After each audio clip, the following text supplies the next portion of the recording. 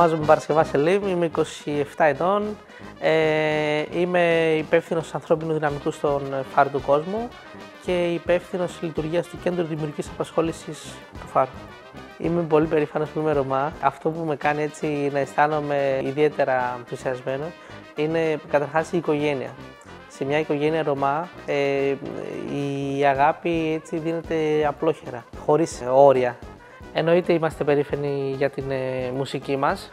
Μου άρεσε πάρα πολύ η μουσική και να τραγουδάω. Προφανώς οι γιορτές μας, όπως το Εντερλέζι, η γάμη μας είναι κάτι το οποίο πολλοί κόσμος το ζηλεύει, η γλώσσα μας. Το πώς περνάμε, το όταν μαζευόμαστε, το ενδιαφέρον που δείχνουμε για τον διπλανό μας.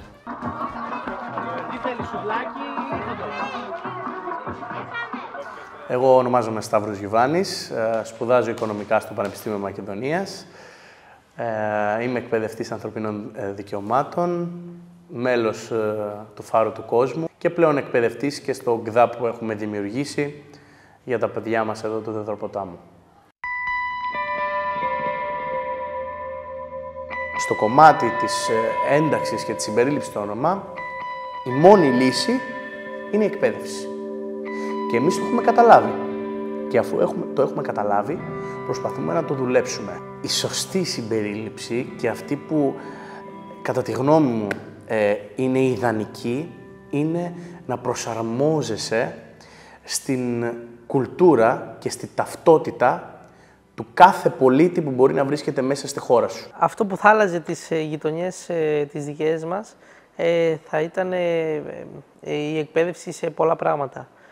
Από τη φύση μας, σαν άνθρωποι και έως και σήμερα, οι άνθρωποι ασχολούνται με τα μέταλλα, με την γη, με τις καλλιέργειες, με ό,τι έχει να κάνει πάνω σε αυτό το αντικείμενο. Και οι Ρωμά είναι αυτοί που αγαπάνε περισσότερο τη γη από όλους μας, γιατί τους δίνει το φαγητό μέχρι και σήμερα. Οι πρώτοι άνθρωποι που κάναν ανακύκλωση στην Ελλάδα ήταν οι Ρωμά. Και κάνουν κιόλας, έτσι, παγιατζής. Οι Ρωμά θέλουν και να μορφωθούν, θέλουν και να εργαστούν και θέλουν να διακριθούν. Και το έχουμε αποδείξει καθώς ήμασταν η πανελλήνια πρωταθλήτρια ομάδα ρομποτικής και καταφέραμε να εκπροσωπήσουμε την χώρα μας στον παγκόσμιο διαγωνισμό ρομποτικής στο Σεντ Λούις του Μιζούρι, στις ΗΠΑ, για 2 φορές. Έχει κάνει έτσι μια μεγάλη διαφορά στο να εκπροσωπήσουν την Ελλάδα, παιδιά Ρωμά, σε παγκόσμιο διαγωνισμό ρομποτικής.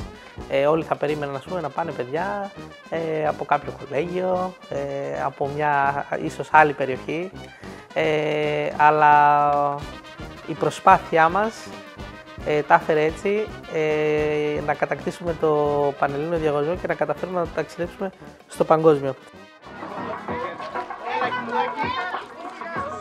Όταν ένα παιδί γεννιέται έξω από τον Ανδροπόταμο και δεν είναι Ρωμά, γεννιέται στο 0. Και όπου φτάσει, άλλο παιδί φτάνει στο 10, άλλο στο 20, στο 25. Ένα παιδί που είναι γεννημένο στον Ανδροπόταμο γεννιέται στο -20. Και όταν φτάνει στο 0, είναι πλέον κουρασμένο και δεν το αναγνωρίζει η κοινωνία. Διάβασα σε ένα εξαιρετικό βιβλίο, «Η Τσιγκάνη της Θεσσαλονίκης» λέγεται, του Γιώργου του Τσιτερίδη, ότι υπάρχει μια νέα έννοια που εγώ συμφωνώ πάρα πολύ με αυτήν, πλαστή τσιγκανότητα. Πλαστή τσιγκανότητα είναι το γεγονός του όταν ένα παιδί γεννιέται, είναι τσιγκανάκι Ρωμά, η υπόλοιπη κοινωνία, μπορεί και η ίδια του η κοινότητα, να τον φορτίζει με τέτοια στερεότυπα και με τέτοιες προκαταλήψεις που όταν φτάνει 10 χρονών και το ρωτάς τι θα γίνεις όταν μεγαλώσεις, θα σου πει κλέφτης. Γιατί? Γιατί ήταν ο παππούς μου, γιατί ήταν ο μπαμπάς μου, γιατί είναι ο θείος μου. Και όταν ρωτάς την κοινωνία τι περιμένεις από τους Ρωμά, αυτοί λένε να μας κλέψουνε.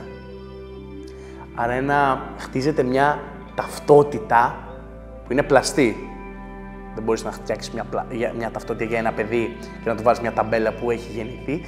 Και αυτό το παιδί, όταν μεγαλώσει πλέον και όντως έχει γίνει παραβατικό, και το ρωτάς, μα γιατί έγινες παραβατικός, πολύ πιθανό να σου απαντήσει το εξής. Αν δεν κλέψω εγώ, ποιος θα κλέψει? Εγώ είμαι Ρώμα.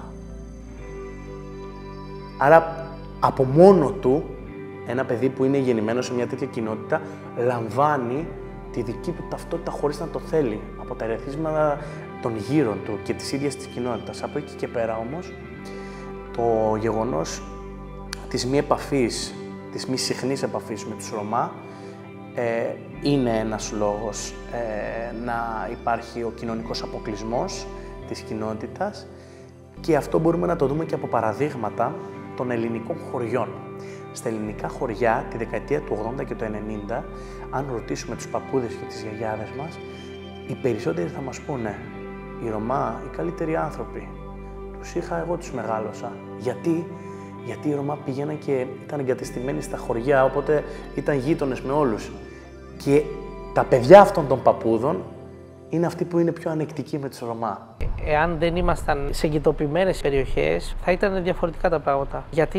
Γιατί όταν μεγαλώνεις, εγώ όταν έχω μεγαλώσει σε μια περιοχή όπου δεν βλέπεις τον έξω κόσμο και βλέπεις συνήθειες και ανθρώπους να κινούνται με ένα συγκεκριμένο τρόπο, θεωρείς ότι το απόλυτο φυσιολογικό είναι αυτό. Ότι και εγώ όταν μεγαλώσω αυτό θα κάνω. Και εγώ όταν φτάσω στα 20 χρονών, κάποια στιγμή θα καταλήξω στη φυλακή. Όταν δηλαδή εμείς πήγαμε στην Αμερική και γυρίσαμε, η υπόλοιπη κοινότητα, οι γονείς των παιδιών, ξυπνούσαν τα παιδιά τους από το σχολείο, για σχολείο και έλεγαν ξύπνα να δεις που πήγε το παιδί του Δημήτρη, μπαμπάς μου. Πήγε στην Αμερική, σήκω και εσύ να ακολουθήσεις τα δικά του τα βήματα. Ήμασταν δηλαδή το role model που λένε, ας πούμε, πολλές κοινωνικές μελέτες. Οπότε, αυτό το σκαλί που μπορεί ένα παιδί που μπορεί να μην είναι από τον Ανδροπόταμο και να θέλει να ακολουθήσει τα όνειρά του και να είναι παιδί Ρωμά, παιδί Τσιγκάνος, αυτό το σκαλί που μπορεί να λέει «Αχ, δεν μπορώ να το ξεπεράσω γιατί είμαι Ρωμά», όταν βλέπει ένα θετικό παράδειγμα κάποιου που τα έχει καταφέρει, από κάτι πολύ μεγάλο, κατευθείαν γίνεται μικρό βηματάκι. Λείπει από τις γειτονιές μας αυτό το πράγμα. Αυτοί οι άνθρωποι που θα έρθουν και θα πούνε ψάχνω, ας πούμε, για την τάδε περίοδο ανθρώπους που θα έρθουν να μαζέψουμε τις ντομάτες. Στις γειτονιές, άμα βγούμε και μιλήσουμε με ανθρώπους, θα δείτε ότι πάρα πολλοί άνθρωποι είναι πρόθυμοι να δουλέψουν. Έχουμε πολλά παραδείγματα της γειτονιάς μας, της περιοχής του Ανδροποτάμου, που όταν βγαίνουν τα παιδιά έξω για εργασία και ζητάνε εργασία, η αντίδραση είναι αρνητική και τους απορρίπτουν, μόνο και μόνο επειδή είναι από τον Ανδροπόταμο. Καταλαβαίνουμε ότι το να γεννιέσαι στον Ανδροπόταμο, γεννιέσαι με μια ταμπέλα και ο κοινωνικός αποκλεισμός θα υπάρχει στην ζωή σου. Από εκεί και πέρα ο κάθε άνθρωπος χτίζει τη δική του προσωπικότητα, το δικό του χαρακτήρα, και εμείς είμαστε εδώ για να βοηθήσουμε σε αυτό και για να παλέψουμε για τα ίσα δικαιώματα στο κομμάτι και της εργασίας, που σημαίνει ότι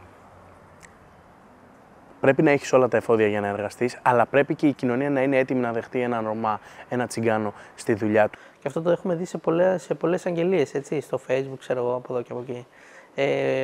Ψάχνουμε εργάτη γη, παρακαλώ να μην είναι Ρωμά. Θεωρώ ότι μετά από αυτό οι άνθρωποι αναγκάζονται και κάνουν πράγματα που δεν θα έπρεπε να κάνουν.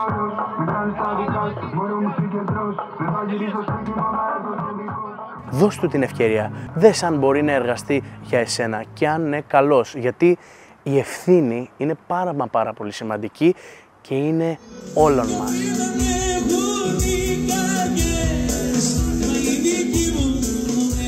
Το TikTok στις γειτονιές μας έχει σώσει κόσμο από κατάθλιψη, επειδή κυριαρχεί ο αναλφαβητισμός στις γειτονιές μας και είναι μια πλατφόρμα πολύ εύκολη. Μπορεί, ας πούμε, το 70% να μην έχει Facebook, Instagram και να έχει μόνο το TikTok, που θα δει, ας πούμε, 5 βιντεάκια που θα μπορεί να κάνει ένα χαρακτηρισμό, ένα σχόλιο, ας πούμε, με φατσούλα κτλ. Πολύ εύκολα, και θα ανεβάσει και το δικό του περιεχόμενο. Μέσα από αυτό βγαίνουν και στον υπόλοιπο κόσμο. Γνωρίζει ο κόσμος καλύτερα την τσιγκάνικη κουλτούρα, τα ήθη και τα έθιμα.